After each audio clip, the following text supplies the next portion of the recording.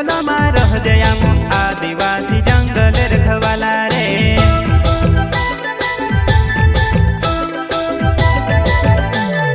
चल जंगल जमीन काजे पूजे रे आदिवासी दुनिया ने रखवाला रे।